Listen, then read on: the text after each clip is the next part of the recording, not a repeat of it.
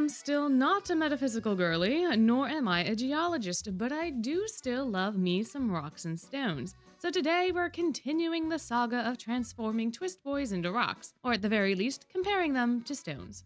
Gems and minerals are said to have various properties, symbolic meanings, and, depending on your persuasion, spiritual influences. The specifics of which all vary greatly depending upon your source, so just like last time, I've cherry-picked the aspects of my chosen stones which made the most sense for the character that they're connected to. Along the way, we'll also be chatting about EN server story content, so consider this your spoiler warning. Now then, we will be starting with Heartslipple, as is tradition, because what better reverse order is there than to reverse the order back to the original order after having reversed it initially? Starting off the dorm with their house warden, Riddle, I think fire agate suits him. This stone is known for its ability to shield, release destructive desires, ground, provide a sense of security, and trust. I think on paper, these aspects don't necessarily match the Riddle we get to see on screen, given that most of his arc shows him being unreasonable, reacting to every little thing. However, Riddle's internal motivations for these actions match this stone's aspects quite well in my mind. The reason Riddle is so attached to the rules is because they shield him from harm. They provide a sense of security he isn't able to get from anyone or anything else. And so long as he trusts that the rules won't fail him, he is able to move forward through life and rationalize his pain. But holding on to this principle so tightly also causes destruction, not only for others but for Riddle too, because Riddle was clinging to this even when it wasn't reasonable, and he ultimately had to release that desire in order to ground himself and his actions. Nowadays, our teapot tyrant is much less unreasonable, diversifying his trust into his friends as well as the rules, and finding security in himself and his own abilities rather than the rules in principle. The aspects of this stone were always present, but the way in which they manifest has shifted, changing the way that they are perceived. I also think it would be nice for Riddle to have a tangible reminder to release ideals that don't serve him, like a little worry stone that's made from this specific agate. There is also the argument that can be made that Riddle is a grounding force for Heartslipple too, given that his reign has effectively cut down on a lot of the chaos that used to be present. By ensuring that none of his students drop out, he is also creating a certain level of security for their futures and is shielding them not only from failure, but also from their own bad habits. After Riddle's overblot and through these actions, he's also been able to gain a lot of trust from his card soldiers. Sure, there are still dissenters, but even folks like Ace have come to respect Riddle, trusting him to take care of things and even help them study. So I think the spirit of the fire agate really suits Riddle all around. Now, when it comes to Riddle's second-in-command, Trey, as far as I'm concerned, tourmaline is the way. This stone is one of confidence, stress relief, emotional healing, and grounding, all things that I think suit Heartslipple's big brother. Without Trey's pre-existing relationship with Riddle, we'd have a much harder time converting the tyrant, and in a lot of ways, Trey's presence was extremely important for beginning Riddle's emotional healing. Even in his capacity as Vice House Warden, Trey tries to keep the peace by ensuring everyone is doing well emotionally, or at least that's the vibe that I get from him. He's not quite as good at knowing what to say when, but he is calm and trustworthy, grounding his fellow dorm members during the pre-overblot days. And even afterwards, is able to carefully handle situations like the cake debacle of his dorm uniform card. Stress relief is more so something Trey needs rather than provides, given the everything he's had to deal with, and those haunting childhood memories, but I do think there's an element of this within his big brother nature. He takes care of the kids like a doting brother and tries to cover for folks when they make Riddle mad, even if it's a bit understandable. And I think for the majority of the dorm, as long as Trey is on the case, they don't have to stress. Confidence is a bit harder to place within Trey, since in every endeavor, the boy consistently downplays his own achievements and tries to shrink into the background. Yet at the same time, Bro pulls out moves like this, and that's gotta be a sign of confidence, right? Plus, we get that haunting sequence during Book 7 where Trey is ridiculously confident in his special magic's ability to thwart the Goop Caters, even if only for a moment. And in his cursed dream, we get to see him being way more confident in his element of baking. I think there is a part of Trey that wants to be recognized, but I also think that he is strategic, so he tries to stay out of the spotlight in order to make things easier for himself. This means he is and can embody confidence, he just doesn't like to. But nonetheless, it covers all the aspects of the stone, and all in all, I think it suits him quite well. Hader now is very similar to Sardonyx, given his happy-go-lucky exterior and hidden depth. This stone is said to represent strength, protection, clear communication, and happiness, among other things. All qualities, I think, can speak to Hader. Now, this card soldier has some similarities with Trey, given his position in the dorm as the communication master, easily talking through people's problems and smoothing things over with the various parties. This very practically ties to the protection aspect of this stone, given that the pre-Overblot environment within Heartstable was the way that it was, but also this is still present in the modern day similarly to Trey. However, I think Hader also displays protection by protecting himself from getting too invested in other people, which isn't as positive, but it is something that he does for a majority of the game.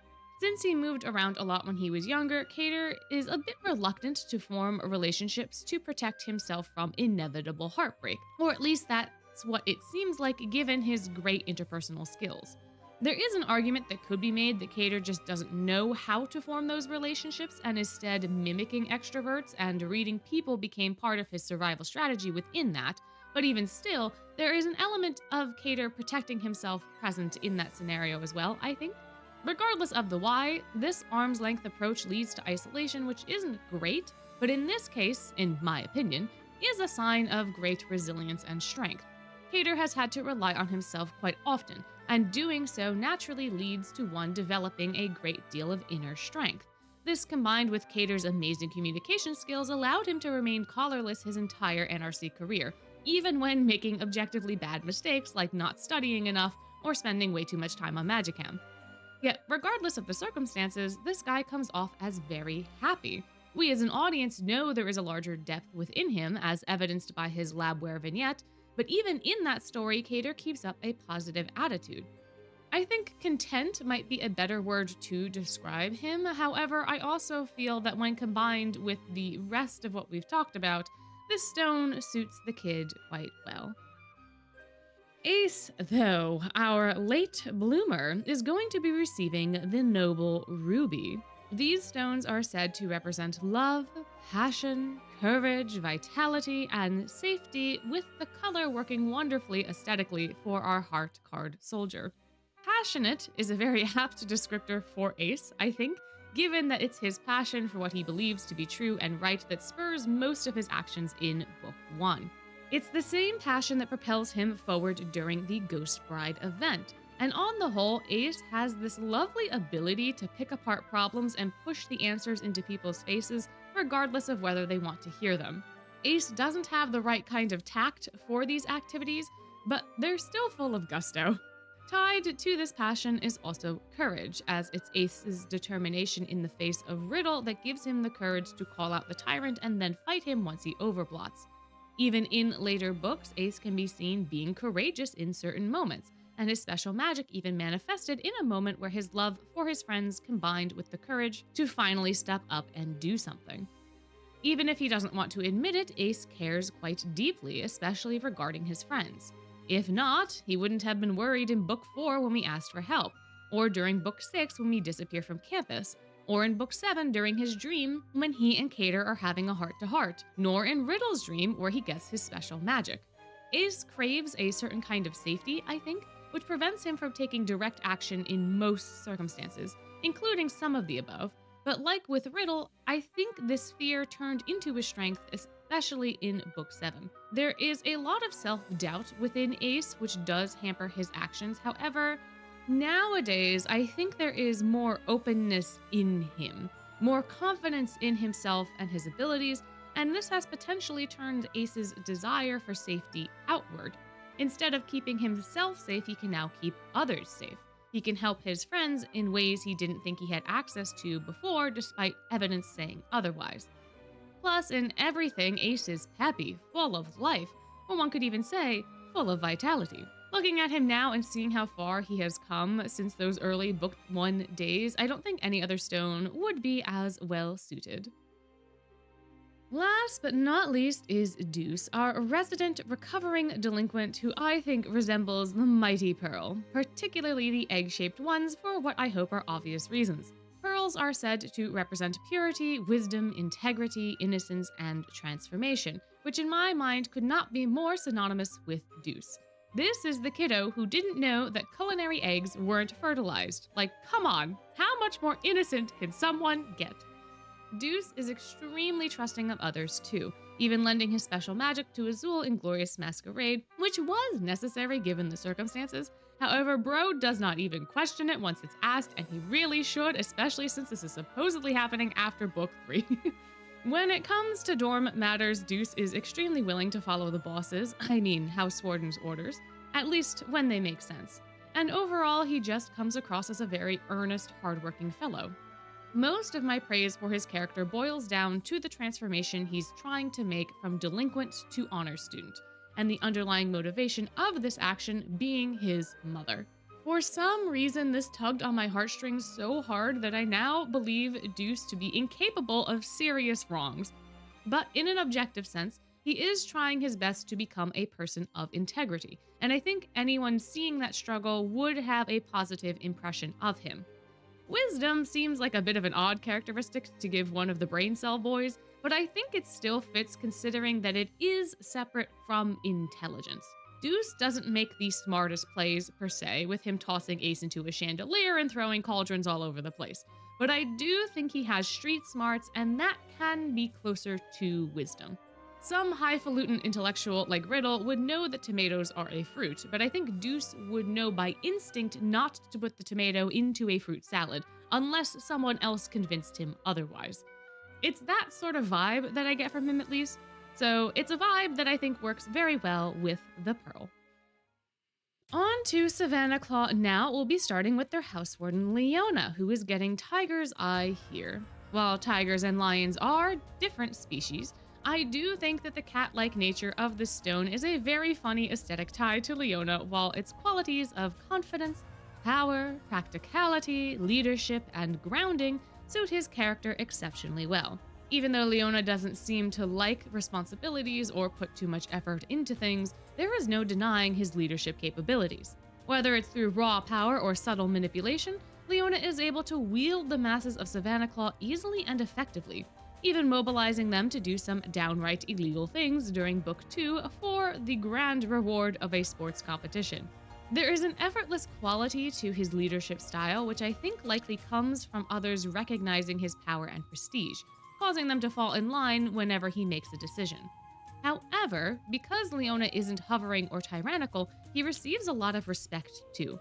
He's confident in his power, wickedly smart, makes practical plays, and the list could go on and on. There is also a part of him that doubts his own worth, and that can make a mess of things, like during his overplot. But I also think Leona uses this to his advantage sometimes too. It can be easy to let notoriety get to your head, and when you are in an environment where you are responsible for a bunch of people and are admired by them, there is a risk of inflating your ego. In some ways, these damper thoughts can ground Leona and remind him of his responsibilities, and I think there are moments where this is true, but it's not a perfect comparison since these thoughts are also intertwined with Leona's trauma and self-worth. It might be better to say that he's the grounding force in Savannah Claw due to his leadership abilities, similar to Riddle, since the dorm really can only be reined in by him. Regardless of the specifics, this stone still suits the lazy lion well, so it's what I'll be leaving him with here. Ruggie, on the other hand, is a bit more peppy, a bit more motivated, and because of that he's getting carnelian. This stone is one of creativity, energy, vitality, and courage, which are all things I think you could say about Ruggie too.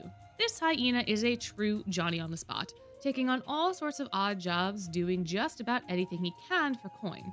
To do this, you have to have a lot of energy. In fact, to do most things, like spell drive, getting special ham sandwiches, and running away from folks who want to interrogate you, those things require a lot of energy. Ruggie isn't just zipping around willy-nilly either.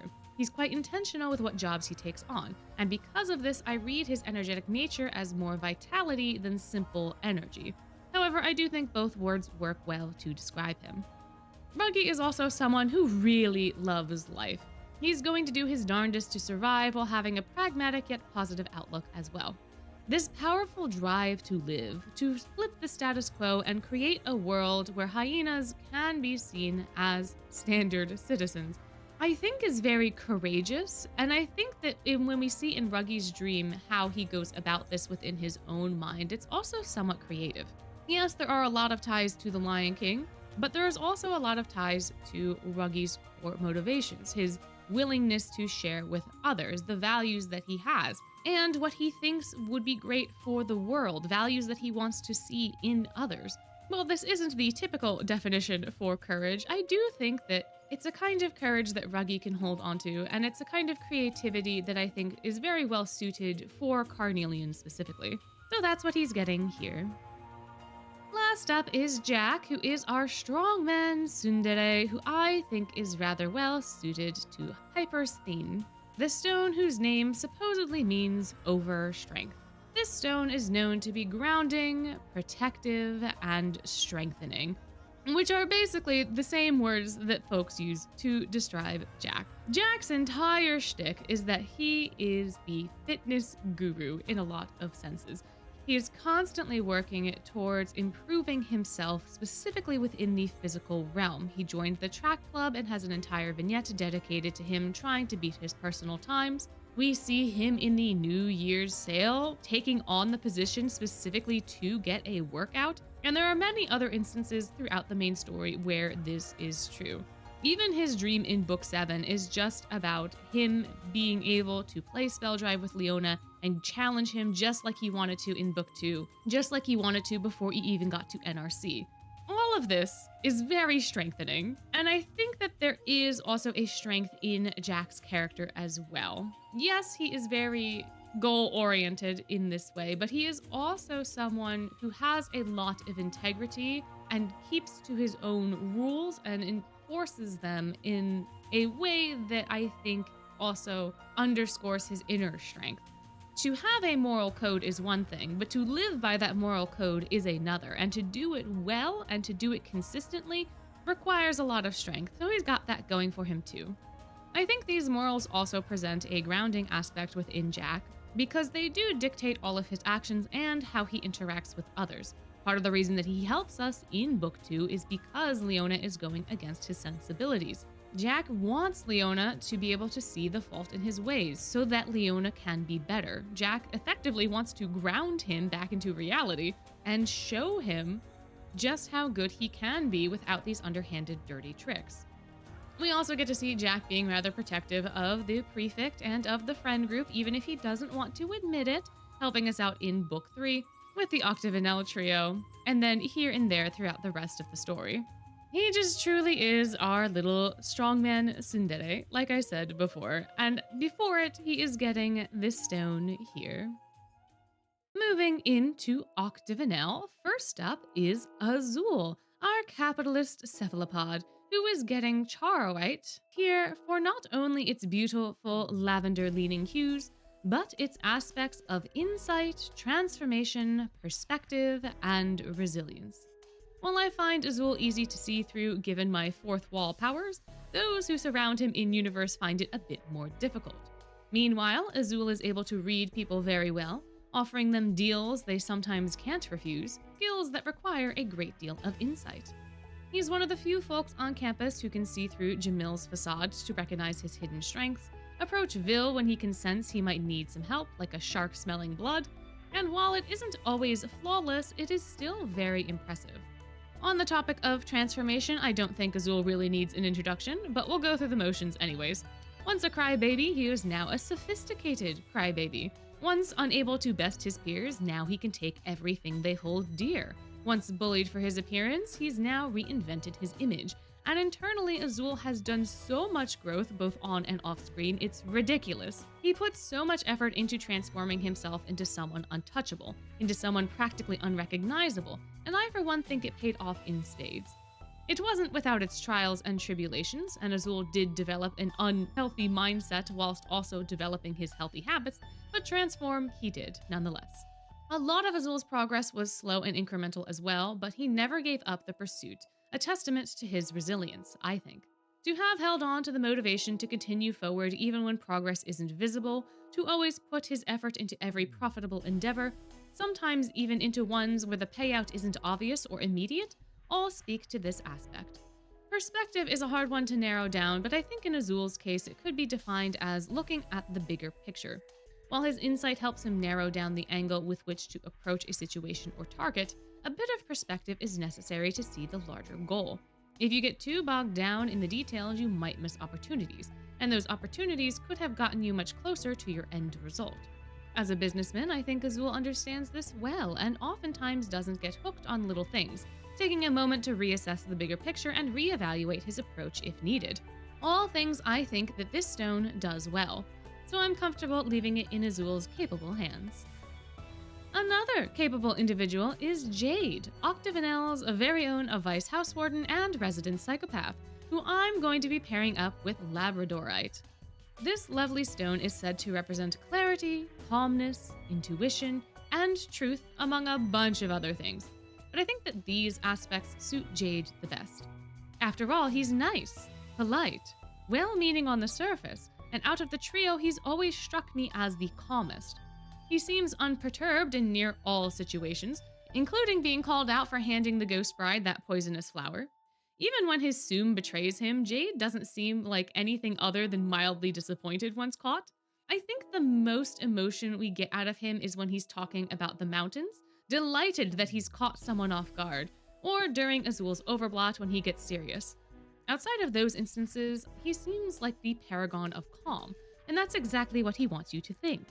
If you don't suspect him, perhaps even underestimate him, then he can surprise you to not only satisfy his own desires, but to force out the truth. Shock the Heart is a very curious ability that requires one's mental state to be shaken, and once cast, it can pull almost any truth out of the target. I think this not only speaks to the truth aspect of Labradorite, but clarity as well. After all, what could clear things up better than the truth?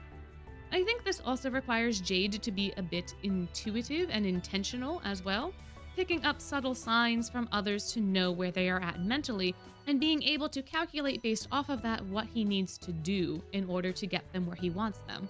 He's also quite good at reading people and bending the situation to suit his goals, like we can see in his ceremonial robes vignette story where his actions, or lack thereof, fully convince Trey that Jade is a victim of his fellows when he most certainly is not. Also, for some reason, the stone really reminds me of the twins' earrings, so that's a nice little cherry on top for Jade. Floyd now is getting Alexandrite because it's a color-changing stone, sure, but it's also one that is supposedly representing balance, which on the surface is so fucking funny. In a crazy roundabout way, though, I think balance actually suits Floyd because he bounces between extremes so often. It's not the zen, peaceful balance of enlightenment, but it is the reality of highs and lows. Just because Floyd's actions don't meter into peace doesn't mean that they are unbalanced. He's breaking bones one day and bed-rotting another, eager to chase a goldfish and then eager to be done with everything, taking a nap in a tree one moment while chasing down foes with a maniacal laugh in the other. He balances out his lows and highs, his highs with lows, and just because these shifts are unpredictable doesn't mean that they don't balance out in the end, right? That's my theory anyway. My Floyd theory.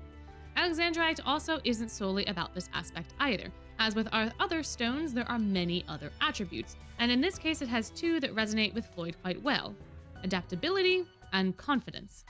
Floyd may be reluctant to adapt in some situations, but more often than not he goes with the flow until he gets bored. But then he just adapts the situation to his will, which is basically the same thing, no? He was gonna play the drums to give the investors visiting Scarabia a warm welcome, but then he got bored, so he started dancing, adapting the situation to suit his whims, and at the end of the day, the investors still had a good time, no? They got to witness the energy and vitality of the students of Scarabia, maybe even joining in themselves. And isn't that the desired outcome anyway? In most instances, Floyd is also very confident. Or perhaps intimidating would be a better word. But he's not shy, nor is he going to shrink away from anything challenging him. This sometimes leads to his detriment, but hey, that's half the fun. I don't think we ever get to see a moment where he's insecure in the traditional sense, perhaps during Azul's overblot, but during Jamil's overblot, Floyd, along with the other mermen, seem largely unfazed. I'm not sure how to explain it, but Floyd just seems very sturdy and solid to me, very comfortable with himself and how he is, and I think that takes a bit of true confidence to do successfully, so Alexandrite it is for the moody eel. So, on to Scarabia now. You see, Jamil was going to be Jasper because it aesthetically seemed to resonate with him. However, upon researching its deeper meanings, I was met with a question that had not appeared in any of the other stones. What is Jasper Stone in the Bible? Which led me down a rabbit hole that ended in the Book of Revelation. So, Rollo gets Jasper now. Rollo wasn't supposed to be here, but he's here now, and initially I would have given him Chastolite, for what I hope is a very obvious reason. However, the Book of Revelation and its apocalyptic vibes suit the Rollo we meet in Glorious Masquerade way better, so Jasper it is. Now then, back to Jamil, our mind-controlling snake kid. He's getting Sodalite instead. This stone may not aesthetically fit him as well as Jasper, but its qualities of objectivity, truth, rational thought, self-trust, and intuition do. Jamil suffers a lot, I think, from being the voice of reason, especially considering how Kalim typically operates and thinks. The burden of ensuring everything goes off without a hitch is something that Jamil carries by himself most often, and in this, I think Jamil has to be objective. He has to be meticulous in order to survive, as he's not only has to worry about himself, but Kalim too. Jamil needs to know the truth, he needs to be aware of all the angles, something that is only situationally shown to Kalim and even others outside of the dorm. Jamil is guarded and cautious, moving carefully to maintain his image and stay in the shadows, a talent that is admired by some but overlooked by most. There is no way he'd gotten this far without being able to think rationally, look at things objectively, and trust his own judgment or intuition. Every plot he comes up with is meticulously crafted from all angles regardless of its larger impact. Bean's Day is not a huge deal, but Jamil takes this opportunity to manipulate the circumstances to favor him and his team. Even his plot in Book 4 was ruthlessly thorough, only becoming undone by his own hubris. Had Jamil not flaunted his mind control, Kalim to you, or trapped you in the dorm, he very likely would have gotten Kalim dethroned. All of these actions involve the aspects of Sodalite in some form. Jamil has to trust himself, his abilities. He has to think rationally from an objective standpoint and observe certain truths so that he doesn't get distracted or thrown off course. Even the color of the stone is something I associate with him due to his dorm card having this lovely blue night sky in the base art. I think the everything about this stone works very well for this advisor of sorts, our schemer of the Scalding Sands. Kalim, on the other hand, is getting a much sunnier gem to match his light connotations, the stone citrine. Often called the merchant's stone, this gem is also associated with prosperity, wealth, success, optimism, vitality, and energy, which are all words I feel like I've used in the past to describe Kalim. Perhaps not vitality or success, but he's definitely got all the others in spades. Dude casually shows us just one, of his vaults at school, and it is filled to the brim with more wealth than someone could ever dream to own. As the son of merchants, one would understand a certain level of wealth, but this kid shatters that and then some. It's a comical level of material prosperity, a testament to his parents' success that he will one day inherit. Since citrine is specifically called the merchant's stone and not the spiritualist's stone, I think this sort of wealth and prosperity fits it exceptionally well. Then we have Kalim's sunny disposition and kindly charisma, sharing and spreading his wealth to anyone and everyone around him, even if it comes with certain costs. While there is a hidden darkness in Kalim's backstory that informs his current actions, it's very difficult to assign him anything moody since he's just so happy-go-lucky. Sure, he may have died a dozen times, but he still chooses to see the best in others, still gives his energy to his friends and foes alike, and he's absolutely going to dance and sing whilst doing so, even if the ever-present threat of poison or other harms to him is there. Out of everyone on the cast, I think Kalim fits vitality the best since this is more often associated with the spirit of something rather than just its energy. And Kalim's spirit of kindness and happiness is just so delightfully infectious. The color of the stone also works rather well for Kalim and Scarabia as a whole, fitting in with his other accessories too. I don't think it'd be the stone Kalim likes the most out of all the ones he has access to, but I do think it is the one best suited to him, so I'm sticking with it here. Anyways, that is everybody covered. And now that everybody has their own shiny rocks, it is up to you to decide if you agree or disagree with my picks. Let me know your thoughts down below. Are there other stones that you think suit the boys? Do you like this sort of content and want more of it? If comments aren't your thing, you could always like and subscribe instead. But before you go, I just have to remind you that you're amazing and I hope you have a wonderful day.